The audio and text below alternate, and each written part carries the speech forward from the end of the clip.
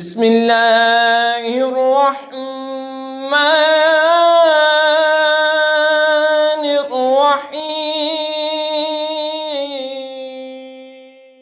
ألم تر إلى الذين نافقوا يقولون لإخوانهم الذين كفروا من أهل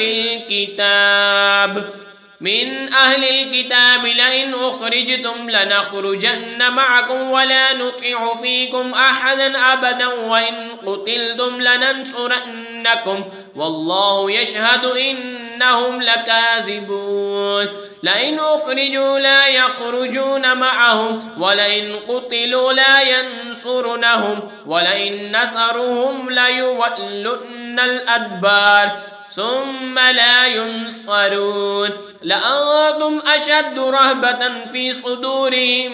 من الله ذلك بأنهم قوم لا يفقهون۔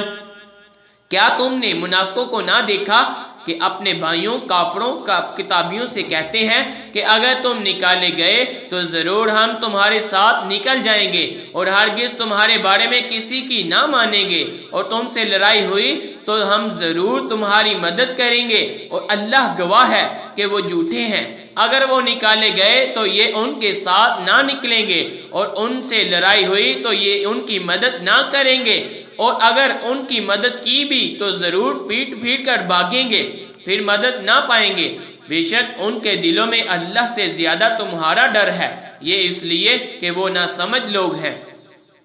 لا يقاتلونكم جميعا إلا في قرى محصنة أو من وراء جدر بأسهم بينهم شديد تحسبهم جميعا وقلوبهم شتى